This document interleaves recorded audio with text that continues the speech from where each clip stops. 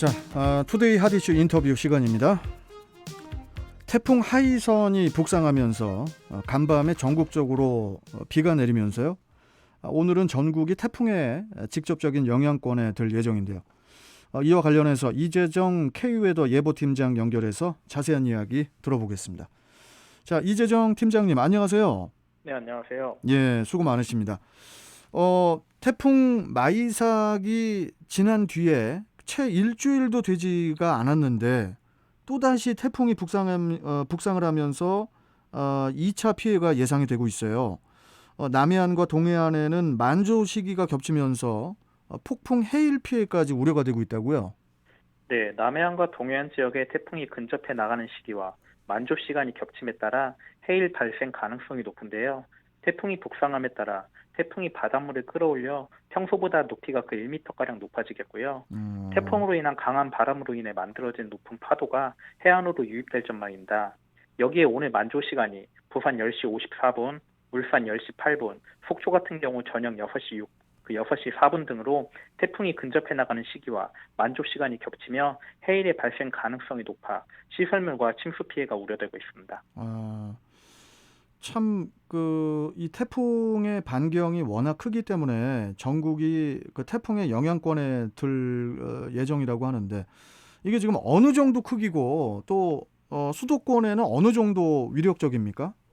네, 제10호 태풍이 발생 초기에는 우리나라를 그대로 관통해 나갈 것으로 전망되며 수도권도 태풍의 이동 경로와 가까워 걱정이었는데 태풍의 경로가 다소 바뀌며 동해안에 매우 근접해 이동해 나가는 것으로 변경됐습니다. 그래도 태풍의 중심으로부터 초속 15m 이상의 바람이 부는 반경을 의미하는 강풍 반경이 약 350km 이상으로 수도권을 비롯한 우리나라 전역이 태풍의 영향권에 들 전망이고요. 오늘까지 수도권을 중심으로 30에서 100mm의 비와 함께 최대 순간풍속 초속 10에서 20, 해안가 같은 경우는 30m 이상의 강한 바람이 불겠습니다.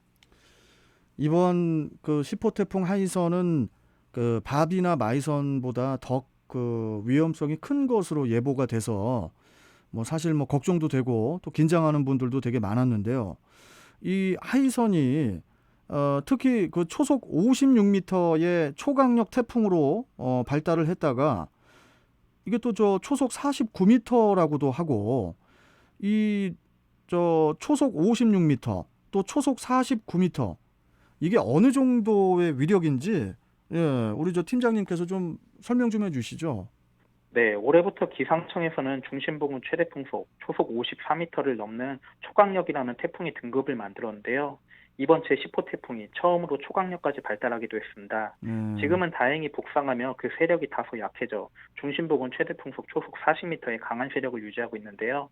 이 정도의 바람이라고 하면 기차가 탈선할 정도의 매우 강한 바람인 만큼 태풍의 이동 경로와 가까운 경상도와 동해안 지역에서는 강한 바람에 대한 대비를 잘 하셔야겠고요. 이 지역을 중심으로는 100에서 300, 많게는 400mm 이상의 매우 많은 비도 동반될 전망이니 이 점도 유의하셔야겠습니다. 알겠습니다.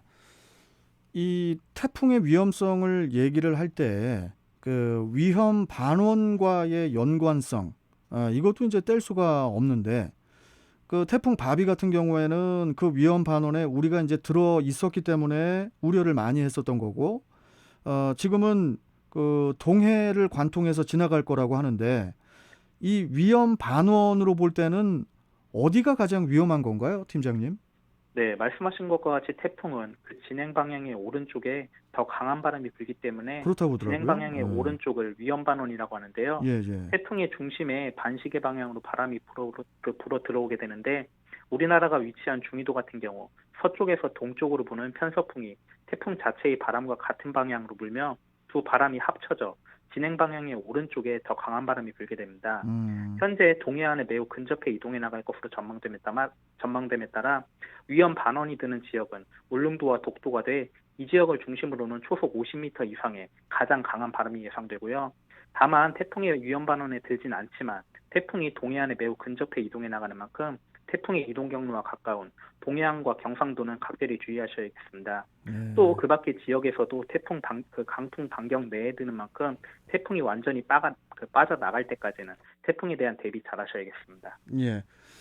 자, 그리고 그 앞서 태풍 하이선이 오늘 대구를 거칠 것으로 이제 예보가 됐지만 그 태풍 경로가 이제 동해로 지나갈 것으로 다시 예상됐다고 우리 또 팀장님도 말씀하셨고 뭐 그나마 다행이기도 한데 뭐 그 사이에 또 이 하이선이 변동이 또 생기지 않을까요? 어떻게 예측하십니까? 네, 앞으로는 큰 틀에서는 바뀌지 않을 걸로 보고 있습니다. 음, 말씀하신 것 같이 태풍의 예상 이동 경로가 계속해서 바뀌었는데요.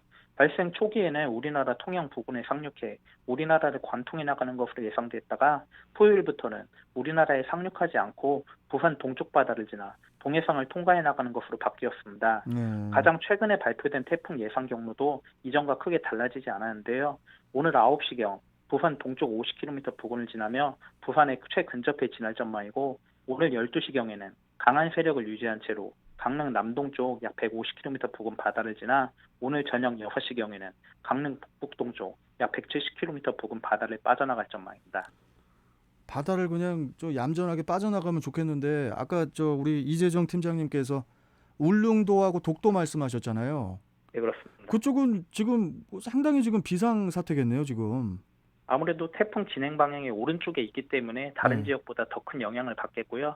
그리고 또 추가적으로 섬 지역이기 때문에 추가적으로 뭐 발생 가능성이 더 높다고 보셔야겠습니다. 아, 이거 참 제발 울릉도하고 그 독도에 그쪽도 지금 큰 피해가 좀 없어야 할 텐데 좀 걱정이 되고요. 자, 그리고 어, 또 지금 태풍 얘기가 또 나오고 있어요. 지금 뭐 11호 태풍이라든지 12호 태풍 우리나라에 영향을 줄 걸로 보이십니까? 네, 아직까지는 뭐 11호, 12호 태풍이 만들어지진 않았는데요. 예, 예. 현재 기상 예측 모델을 분석해 보면 당분간 우리나라에 영향을 줄 태풍이 모이되고 있지는 않습니다. 다만 10월 초까지 한 개 내외의 태풍이 북태평양 고기압의 가장자리를 따라 이동해 나가며 우리나라에 직간접적인 영향을 줄 가능성이 있으니 초가을까지는 태풍에 대한 대비 잘하셔야겠습니다.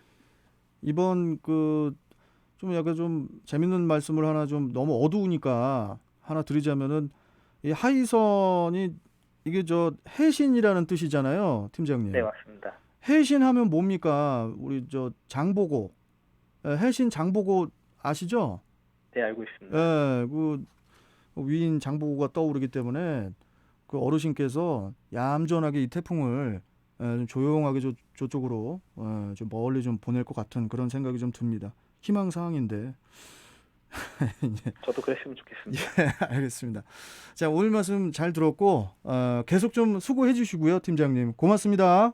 네, 고맙습니다. 예.